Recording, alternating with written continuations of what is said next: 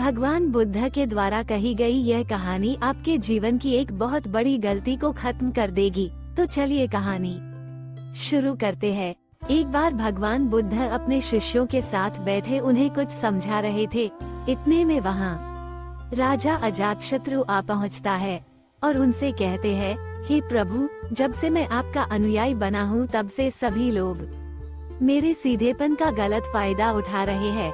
आपका अनुयायी बनने से पहले सभी लोग मुझसे बहुत डरते थे, क्योंकि मैं बहुत क्रूर था और किसी को भी मृत्युदंड देने में क्षण भी न लगाता।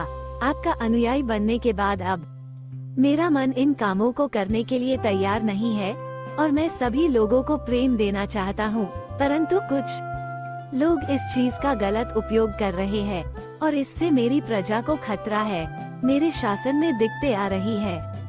आप बताएं कि अब मैं क्या करूं?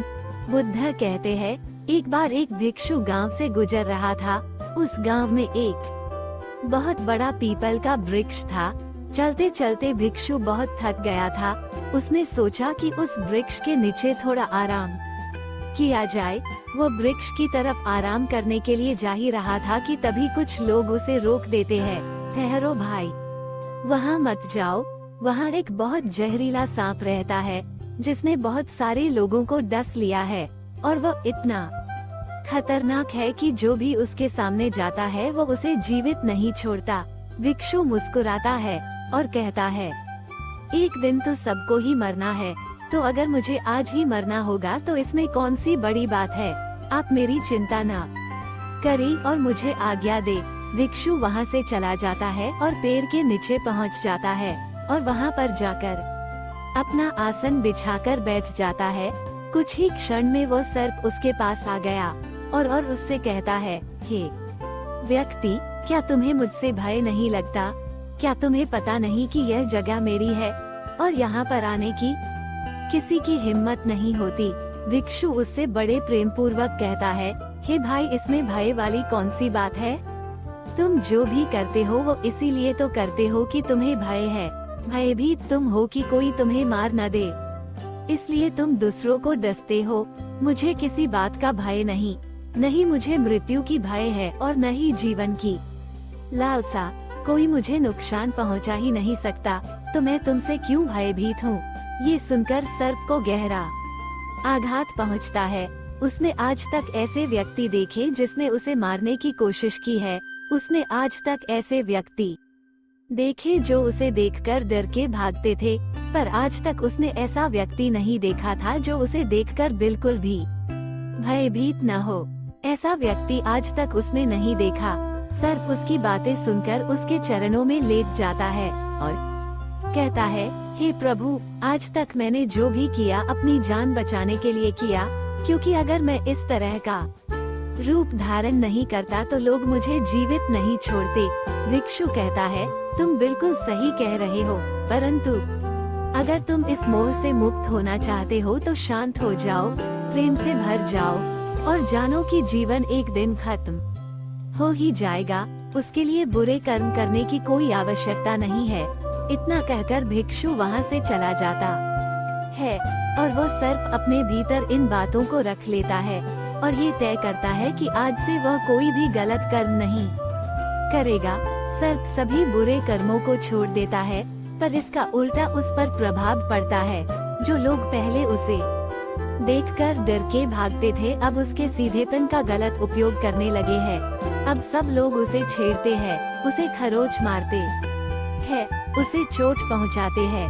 सर्प बहुत भूखा रहने लगा और बहुत ही ज्यादा चोटों से ग्रस्त रहने लगा।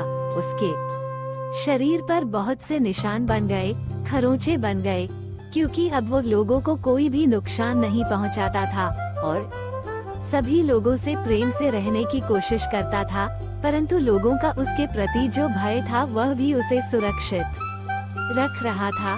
कुछ दिन बाद वही भिक्षु दोबारा से उस वृक्ष के पास आता है और वहाँ बैठता है और उस सर्प को देखता है। वो बड़ा आश्चर्यचकित होता है कि पहले सर्प की क्या स्थिति थी और अब इस सर्प की क्या स्थिति हो गई है, और वो चिंतित भी होता है। सर्प उससे कहता है, हे प्रभु, जब से आपने मुझसे कहा कि मैं शांत हो जाऊं और प्रेम को अपनाऊं, तब से लोगों ने मेरे साथ गलत व्यवहार करना शुरू कर दिया, जिससे मुझे जीवन जीने में बहुत कठिनाई हो रही है। आप बताएं मुझे क्या करना चाहिए।